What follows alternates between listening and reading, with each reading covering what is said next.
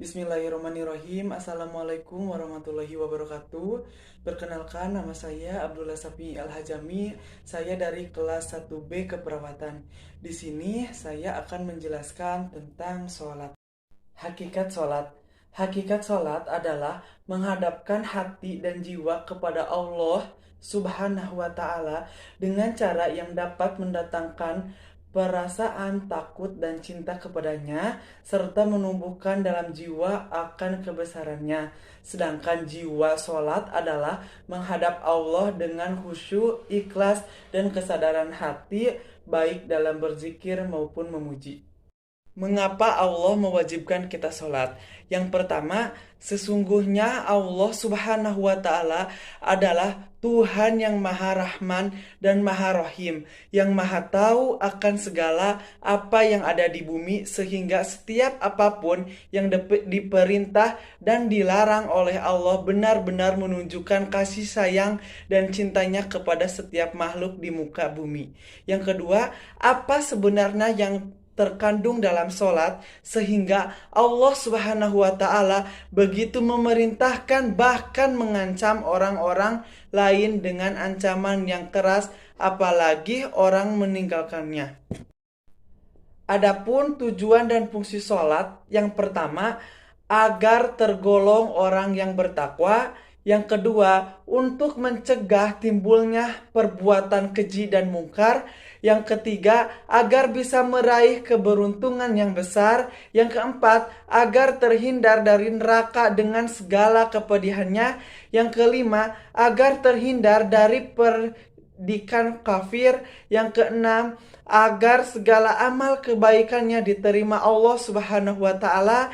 Yang ketujuh, agar tubuh tetap sehat. Dan yang kedelapan, dengan sholat kita bisa berkomunikasi langsung dengan Allah Subhanahu wa Ta'ala.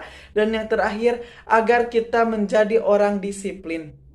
Akhlak dalam sholat. Yang pertama, gerakan dalam sholat. Gerakan terdiri ketika sholat diharapkan dapat penghargaan kepada umat Islam agar menghindari diri dari sifat tidak bersyukur. Yang kedua, gerakan takbir. Gerakan takbir memberikan pengajaran bahwa sikap saling menghormati antara sama. Yang ketiga, gerakan bersedekap atau meletakkan tangan di dada. Para ulama mengatakan meletakkan kedua tangan di dada adalah salah satu cara mendapatkan kehusyuan atau ketenangan ketika sholat. Sholat merupakan menjadi hati tenang dan ketentraman.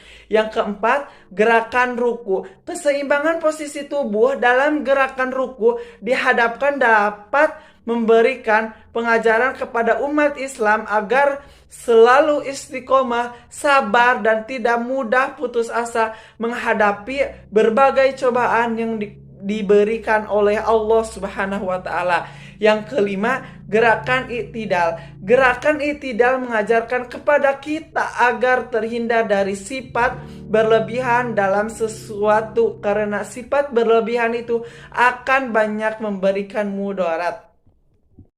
Adapun gerakan sujud. Gerakan sujud dapat menghilangkan egoisme dan kesombongan, meningkatkan kesabaran dan kepercayaan kepada Allah Subhanahu wa Ta'ala. Selanjutnya, gerakan duduk di antara dua sujud. Gerakan duduk di antara dua sujud merupakan salah satu bentuk ketaatan dan bukti rasa cinta kepada Allah, karena seseorang mengaku akan kelemahannya, yaitu duduk bersimpuh tidak berdaya di hadapan Allah Subhanahu wa Ta'ala.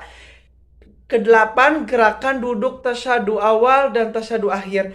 Posisi ini memberikan pengajaran kepada kita bahwa anggota tubuh bagaimana kanan lebih sesuai untuk mengalahkan perbuatan yang baik. Kesembilan, gerakan salam. Di dalam sholat diakhiri dengan salam sambil menoleh ke kanan dan ke kiri. Mengadu arti seolah-olah berjanji di hadapan Allah Subhanahu wa Ta'ala bahwa bersedia untuk selalu melakukan sesuatu yang membuat keselamatan, kedamaian, dan ketaatan terhadap orang lain dan lingkungan terhadap maupun berada. Gerakan dalam yang dilakukan menoleh ke kanan dan ke kiri pada saat mengakhiri sholat memperbaiki pengajaran kepada umat Islam untuk senantiasa menumbuhkan rasa saling peduli terhadap orang yang membutuhkan bantuan dan bisa membuatkan keselamatan. Hikmah sholat. Sebagai hikmah disyariatkannya sholat adalah bahwa sholat itu dapat membersihkan jiwa, dapat menyucikan, dan menjadikan seorang hamba layak bermunajat kepada Allah Subhanahu wa Ta'ala di dunia dan berada dekat dengannya di surga. Bahkan sholat juga mencegah pelakunya dari perbuatan keji dan mungkar. Sholat yang khusyuk mewujudkan suatu ibadah yang benar-benar ikhlas, pasrah terhadap Zat yang maha suci dan maha mulia. Di samping itu, sholat membersihkan jiwa dan sifat-sifat yang buruk, khususnya cara-cara hidup yang materialisir yang menjadikan urusan duniawi lebih penting dari segala-galanya termasuk ibadah kepada Allah Subhanahu wa Ta'ala.